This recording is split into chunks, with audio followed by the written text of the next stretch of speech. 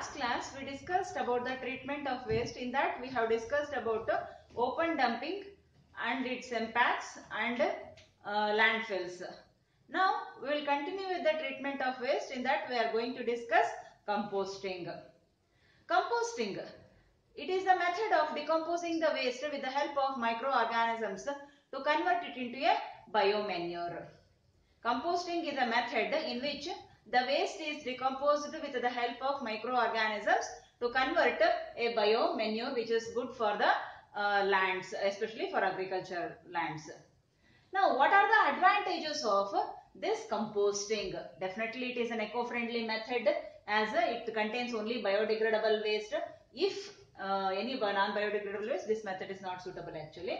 No external energy is required to carry out this decomposition, and it does not require a large area of disposal or of a waste. It does not require any large area of disposal of waste.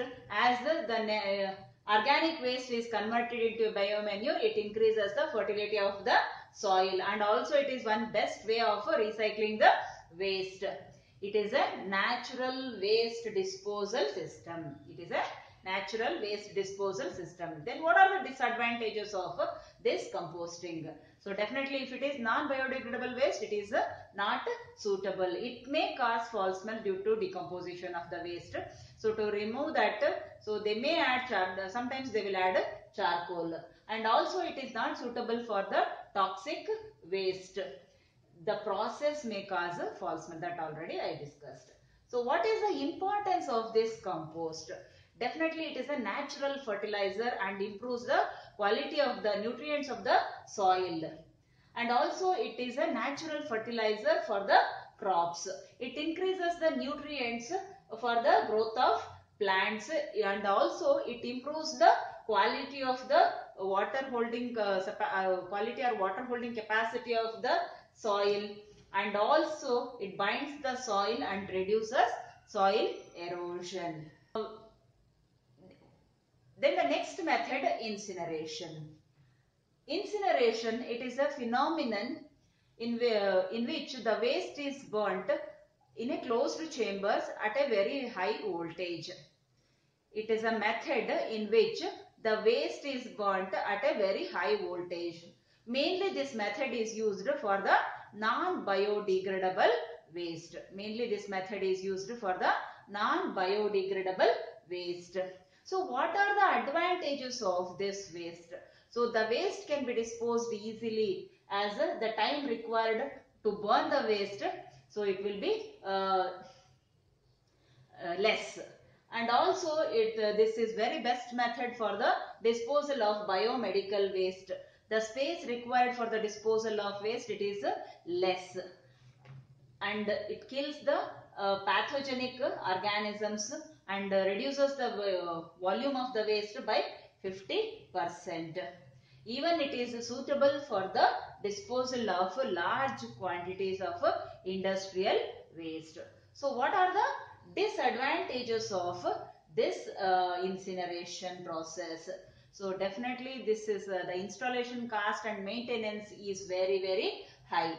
It requires lot of energy to generate lot of energy. So we need more energy sources, and it produces a large amount of toxic fly ash that is toxic in nature. So that causes more damage to the environment.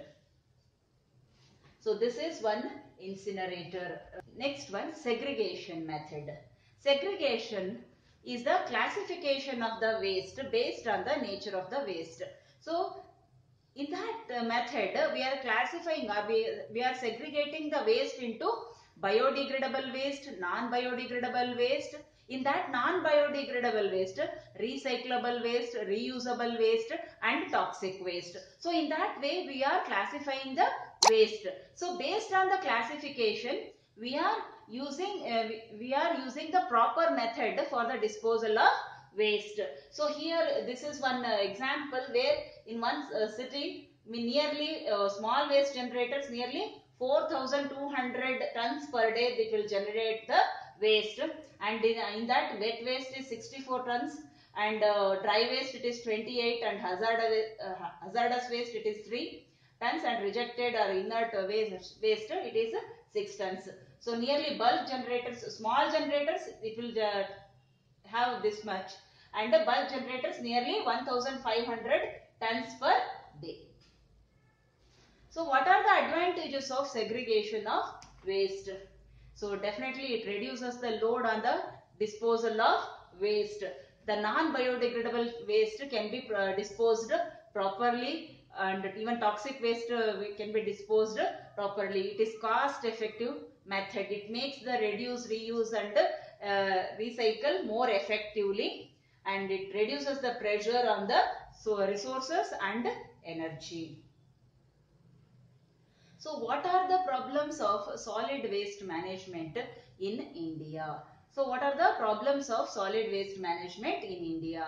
So lack of laborers. We are not getting the laborers for the disposal of waste. And the frequency of collecting the waste, that is also not proper. Lack of segregation practices. And lack of proper operational strategies. Operational strategies are not properly done.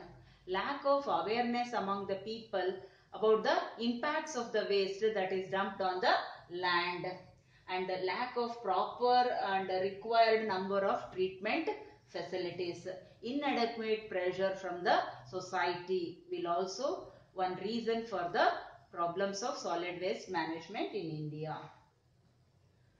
So 3 R's. It is very, very important in the disposal of or in the management of waste.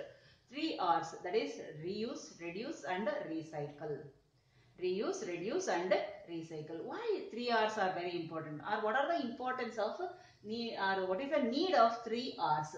Definitely it conserves the resources. By following that, definitely it conserves the resources, it reduces the burden on the disposal, it saves energy and time, it protects the environment from the harmful effects of the waste, and the recycling of waste water especially, it conserves the potable water, or it reduces the pressure on the potable water. If treated water is used for non-potable uses, so potable water will be conserved. So Basel Convention. So this is one international convention mainly to handle the toxic waste or hazardous waste. It is one transboundary movement of hazardous waste or toxic waste. So this Basel Convention is adopted on 22nd March at the conference of the diplomats in Basel, Switzerland. Nearly 179 countries are participated and they signed this transboundary movement. So the main objective of this Basel Convention is to protect the human health and the environment against the adverse effect of the hazardous waste. So what are the aims and objectives of this Basel Convention? Mainly the reduction of the hazardous waste generation and the promotion of the environmentally sound management for hazardous waste and wherever the place of disposal, and prohibition of trade in the hazardous waste between the parties of convention and the non-convention. So the transboundary movement means there will be sharing of between the two countries. So that will be the prohibition of trade of this waste. So for one country it might be a waste, but for other country it might be a source. So resource. So like that. So but this prohibition of trade, because trading of this waste, so sometimes it may cause damage. So prohibition of trade in hazardous waste between the convention and the non-convention of the non-convention countries. Minimizing the transboundary movement of the hazardous waste, and especially the movement of the waste will be allowed only where the exporting country does not have the proper facility to dispose, and the importing country should require the waste. So like that we have to carry out the waste transboundary movement of the hazardous waste or toxic waste. So by this we come to the end of the fourth lesson, waste generation.